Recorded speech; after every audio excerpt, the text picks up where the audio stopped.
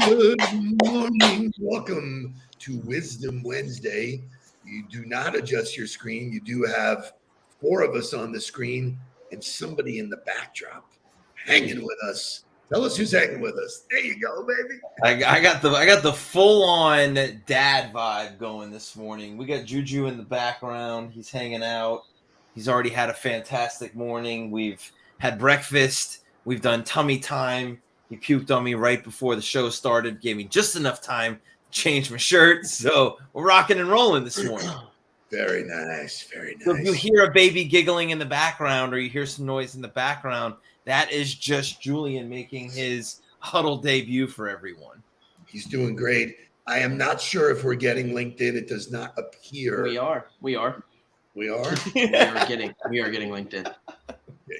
We are not getting it on mobile, I don't see. We are. I have it. I have it on mobile. Great. Fantastic. So On the Ball was on the town yesterday. Some great adventures. Howie Craw, our new head of business development, introduced me to a friend of his who I saw speak, I don't know, 100 years ago, it feels like, a famous guy in the speaking sales space, Jack Daly. Thank you, Howie. What a night. Great dialogue. And the takeaway I have for the Huddle is iron sharpens iron. If you're not willing to get in the ring with people who have already been there, already done that, and are willing to share their wisdom, you're missing out because I don't know the last time I ever heard Howie say nothing. Wow. You guys were in a conversation with Howie where he was quiet. Not a word. That's mind-blowing to me. I think that's that theme, and that was really, also what carried into last night, into our dinner with AK, of that iron sharpens iron. And that, to me, after our dinner, just my wheels were spinning of like, what do your partnerships really look like? And that's what I wrote about this morning, is if it's not dialogue that's back and forth and you're both not pushing each other to be the best that you can be for each other, then it's really not working. You're really not doing anything to help each other. You're kind of just letting the time expire on it. So I loved the conversation last night about just how to be the very best that we could be. So, while Andrew is many years my junior, super smart, super real, very genuine. And, we had some nice chit chat and kind of did our blah, blah, blah, blah together. And then he said, all right, now we're here. We got to talk about some business. And the way he maneuvered to, hey, let's look at what we've done. Let's look at how we get better. It was done professional with deep insight, deep care, and we got to get better. And I loved it. I thought it was a tremendous, tremendous education. Jake, I'd like to hear from you because you even did, the way he's able to be transparent and set a direction without cutting your legs out, or he's always so conscious to take an account, not exactly feelings, but how he comes off. He kind of pauses for a second and thinks about how he wants to say the next thing as you see the wheels kind of turning. And it's kind of interesting, opposed to maybe a sales guy who's just throw up and show up and just says as many things and hope something sticks against the wall. I think he's really intentional in what he says and what he does. And it's fascinating to see a guy who runs the company the way he does, the way he talks about dealing with the other leaders in his company and how he knows what makes them tick. And that's important from a leader, is understanding what's important to the other leaders and the other decision makers in the company. So it's super cool. Yeah, a real strong takeaway for me was, if you're not willing to hear what's working and what's not working, Mark, that was what your post was about, then you really don't have a real partnership. You could be lulled into thinking, oh, we're great and it's good. That's when you get knocked out, when you're really looking at feedback. And I think our live call on Wednesdays, which we do today, is that it's about real-time feedback about what's happening in the sales world, in the business world. And Andrew did a great job. And by the way, I did not realize that was your first time at Eddie V's. Yeah, wow. Eddie V's goes way up to the top of the list of restaurants in Fort Lauderdale, which, not that I think that Fort Lauderdale has the greatest food scene, but as far as great restaurants, Eddie V was way up there last night. Yeah, I mean, when I did not know, I just took it for granted that when we sat down, we were doing, the appetizers. Their lobster tacos are off the chain. You never think to order that at a steak shop. But our conversation was movies, TV, restaurants. Food, everything, which really, is always really, the best. I mean, that to me is when you talk about what a partnership should be or should look like. Obviously, you have to have the relationship. You got to be able to connect on more than just business. But then when you have a business conversation, that mentality of here's what's working and here's how we take what's working and make it even better. And then who's the one that's pointing out your gaps? Who's the one that's looking for the holes? And oh, by the way, I'm just not just looking for, me to do that for you, but I need you to do that for me. I need you to be bringing ideas. I need you to be bringing and pushing us to challenge the norm, because my goal is to say no and my goal is to have things to say yes to. So I just, in the words of partnership, communication, transparency, authenticity, relationship, it checked all the boxes for me, which to me that then sets the standard for what every engagement should look like. I absolutely agree. And I think one of the most telling things was you guys shared that the work you've done there over the course of time made you better for future engagements. That takeaway, that body of work transferred to other clients. So, and then above all, and then we're getting to wake up music. Shay got a free meal. Shay actually came to dinner. Yeah, that's exactly right. And Jonathan Aarons, I did order the smoked old fashioned, which they brought with the smoke in the cup out to the table. Phenomenal and delicious. And who says presentation doesn't matter? Shay, wake this thing up.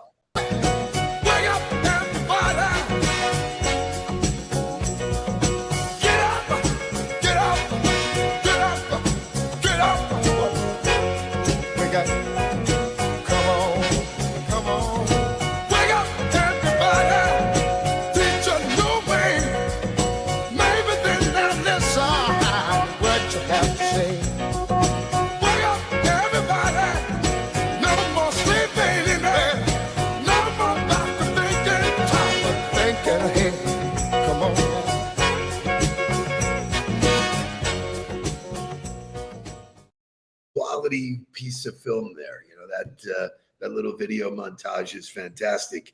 So you see that Jake is on screen. Jake is on screen for a reason. We have some exciting stuff that we've been doing. Some of you know, some of you don't. We're officially announcing it. We talked about Monday night. We got the team together, which is an extended team of gentlemen that I know who are basically affiliates that are going to help us grow our Aflac business. So I want Jake to talk about it. But when you talk about Jake and you talk about insurance, you can't help but think of this. Yeah, I'm married. Doesn't matter. You do that for me? Really? Yeah, I'd like that. Who are you talking to? It's Jake from State Farm. Sounds like a really good deal. Jake from State Farm at 3 a.m. Who is this? It's Jake from State Farm. What are you wearing, Jake from State Farm? Khakis. She sounds hideous. Well, she's a guy, so. Yeah. What I didn't know this. I had no idea the story behind Jake from State Farm and who that guy was. Obviously, that's not the new Jake from State Farm. That guy has become like a pop icon. I think the marketing department messed up a little bit and didn't realize that commercial was going to take off so much and then they were like, well, we don't want this guy to be our cover face. And he can't be. He runs his own agency out in Illinois. Correct. He was just a guy. And it was so funny. Before we go on, Aaron Rodgers was just on a podcast and he does a lot of work with State Farm. And they asked him, do you know Jake from State Farm? And he goes, yeah, his name's Kevin. He's a great guy. Yeah. And I was like, I knew his name wasn't Jake. You just know, Right. But super cool to announce the partnership that we are now, with Aflac and helping them grow. Rick Whalen here is super cool that he's here this morning as we do this.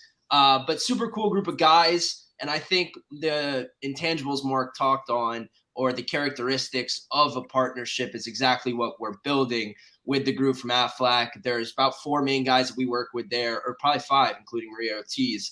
And it's super cool. And it's been kind of and I think this is right, that it's been a 4-year journey for you, kind of building the relationship with Aflac, doing coaching there, which then led to my idea of getting licensed, building our own agency, and helping it bring the great product of Aflac.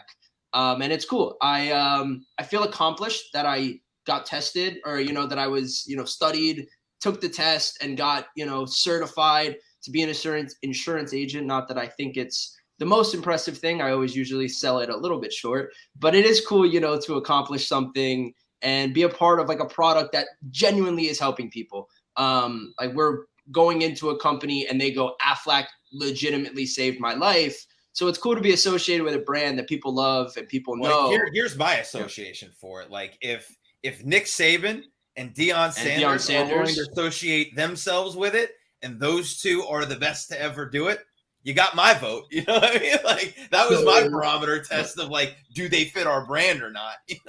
So it's interesting, because for us to make a decision, Aflac needed to align with On the Ball. Correct. We couldn't just go off on a tangent and say, we're going to represent this product. It needed to. So not only did the product and its benefits need to match, so did their culture.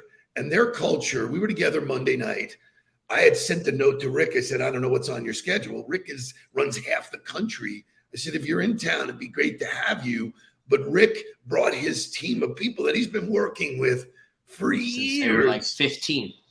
And they were, the way they talk to each other, the way they treat each other, the way they're all for one, excuse the Three Musketeers reference, but they explained it to us like, when you bring us to somebody, everybody wins in our organization. That's the culture that they built. So from a sales perspective, I wanted Jake to share. Whoa. Jake from Aflac to share. Well, it's a very entrepreneurial journey. They give, and this is, I'm going to make a joke from a movie, but they give you the tools to be your own boss. And but they really do. They empower you, they teach you, and then they kind of let you go, and they help you build something because it does help them. And I think it aligns exactly what we're trying to do with being in the people business and helping companies stay on the ball, get 1% better, and taking care of your people is probably the most important thing that's happening in the business world right now. With the Great Resignation and all these quiet quitting, I see a new post every day about it. But taking care of them, telling them that you actually care, that you're providing the right benefits, that you're looking out for them. So it's cool. So Jake, here's my question. I've had numerous sit downs with decision makers, people, stepbrothers, Rick Whaling. Yeah, got it. Yeah, bingo. way to go, Rick. That's why we hang out with him. But I hang out with numerous leaders who instantly go to, well, this younger generation just doesn't get it, and they're blah, blah, blah, blah. I want you to share with all the huddlers and the people that listen to this what it was like for you to jump out of coaching, jump into our business at a time where you really did not have a clear path. Your direct selling of the coaching side of business didn't really tingle your toes. So I want you to be vulnerable and share I think it's the first question, or one of the first questions we get when we go to work with an organization or somebody in a new field. They go, do you have any experience selling this? Do you have you had a history of selling this product? Because it's different. Everybody says it. Everyone says, well, you have to be really skilled in order to sell this, or you have to really know this, this, and this.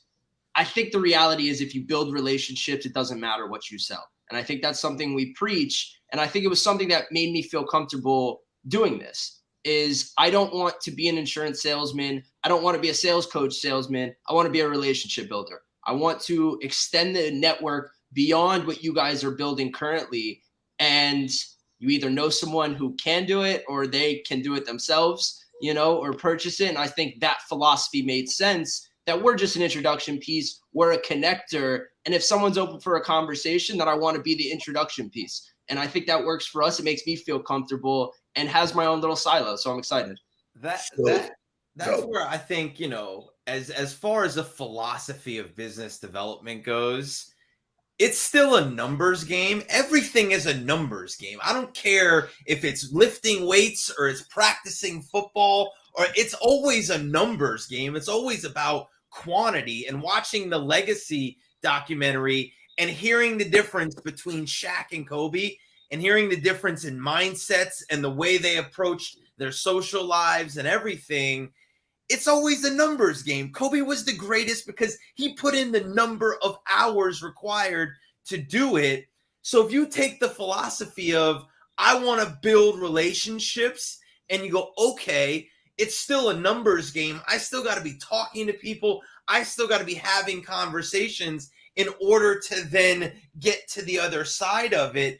It's not rocket science. It's not changing what people are doing. It's changing the philosophy of what we're doing. We're not doing numbers as transactions. We're doing numbers as conversations. And we're diagnosing what those conversations are and what opportunities could possibly come from them. And then you don't get burned out because you're just worried about having good conversations all the time and not pushing transaction into everybody's, down everybody's throat. So one of the takeaways I want you to share your views on is patience. I met Rick a long time ago. This wasn't like, all right, we like each other, let's jump in and let's go do it. And we methodically built the relationship side, which opened up the doors to more and more. And that led us to working with Maria, who, when the world starts connecting around you. So what is your take on patience? You're 24 years old. How do you set goals? How do you understand that at 28, the world's going to look different than it does now? If you didn't learn in the last 3 years that the world is very fluid, and what you think is going to happen is probably not going to happen, and you can plan all you want, but when you get hit in the mouth, everything is going to change in a second. I think that really helped me. Not that I ever want to really talk about the pandemic ever again, or that it was positive in any way, but I think that the world is going to change. You talk about people who have worked 15 jobs in their life now. It's not the same. We're going to stay in the same job for 50 years. And so I think it's continually to sharpen your skills, not exactly knowing where it's going to take you, and knowing that the skills are going to help you when the opportunity arises. And I think just continuing to work on those skills as a football player would in the off season, even if they don't know what team they're going to be on, and continuing to focus on the skills, that'll help you no matter what you do, not just preparing for the role you currently have or currently want. So we've given you this role. And just like when Mark came into the business, and there were friends of mine who called me and said, oh, so you just giving your son a title and a place to hang his hat? And I said, oh, no, contrary. I said, you don't know me well enough. He's the president of the company. I told him I'd help him build his, excuse the pun, mark in the world. And lots of great things are happening behind that. Yours is the same. This is your baby. Make no mistake. So what's the outlook for you? What do you want the Huddle to do for you? How can everybody help you and you help them? Yeah, I think we're all a community. I think that's the reality. We want to help each other. And AK talked about it last night. A true partnership is you help both sides. You push each other to be better. I don't have a lot of asks. I don't believe in asking until it's really important to use that ask. But if you know anybody, who runs a business or is in the CFO role or anything like that, and is open for a conversation, and you hear it in passing, pass it my way. Just looking to increase the exposure and the awareness. I love that you said that. I'm so proud of you for saying that, because I had a virtual coffee, which actually was a FaceTime because we lost power yesterday. So I couldn't do any Wi-Fi. So I got on the phone. I turned a virtual coffee into a FaceTime with Tim Anderson, who is out in Oregon, is a part of a small sales organization, does a ton of work all over the country. And he was so grateful about the huddle. And I offered to have a conversation with his son about how to prepare to get recruited. And he was like, what can I do for you? I got to do something for you. And I said, the greatest gift you can give anybody is an introduction. All you got to do is, if you know good people and you think they're a good opportunity for me to have a conversation with, just set that up. I said, that's the only ask I would ever ask of anybody, is create a conversation for me, because that's the fundamental to all of our success. So great how we got there. And one of the things I want to talk about on today's live call is, what's the purpose of a virtual coffee? What are you trying to achieve? How do you do the mechanics of it? I had lunch with Howard Dvorkin yesterday. Howard is the chairman of like 17 companies. Shay and I were sitting there and like awe the amount of stuff he does. And he was like, tell me about what's exciting. We told him he's jacked up for us to have a conversation about Aflac and all that kind of stuff. But I said to him, and I want to repeat the story. I said, most of the time, nobody's thinking about introducing you to anybody. They just show up for themselves. The easiest way to make an impression on somebody is to just simply ask them, who can I introduce you to? I have this group of people that, whether you believe it or not, all of us have a network. We all have this following. Who in my world can I introduce you to? And he was like, dude, that's the most simple, unbelievable thing I've ever heard. This guy is as successful as they get, under the radar. For reasons, he's in the, he helps people get out of debt. And so he's really flies below the radar. But he was saying the power of what you just said to me. And I said to him, I said, just look at anybody in your life that you're already doing business with. You never really see them unless there's a problem or a renewal. I said, why aren't those people working for you openly? And Andrew said it point blank. Who do you want me to introduce you to? I was floored. I was like, that mentality alone can really take you places. Jake, I am super, super proud, super excited. This is not a game. This is real life. You landed in a spot where your leadership skills, your coaching skills, just like Mark's, will take, your business in a new direction. So I'm excited to publicly announce it. I'm excited to have conversations with everybody, because that's all it will be. And the greatest part about it is Aflac is a really good product. Aflac is well recognized, and they believe in the same thing we believe in. They ain't selling you anything. And so if you are an owner, there's a real benefit to talking about it. You looked at Bob Goldfarb and Monica from JA. There's so many life stories. Rick Whalen, thank you for being you. Rick Whalen, I'm buying those Nikes today, man. If you follow me on social, we were both wearing Nikes. He had a killer pair. Yeah, good ones. I think he has the best collection of Nikes I know outside of one other person. Mark, who would that be?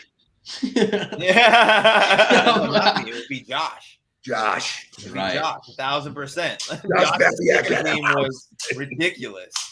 Thank you all. Hopefully you got value out of this conversation. Go talk to the people you know and say, who can I introduce you to? Wake up, everybody. Get up, get up, get up, get up. Wake up. Come on. We ended with the wake up music, Shay. What do you do? Please don't worry about me. I'm about to let my heart speak. My friends keep telling me to leave this. So let's get down to business. Let's get down to business. Give you one more night.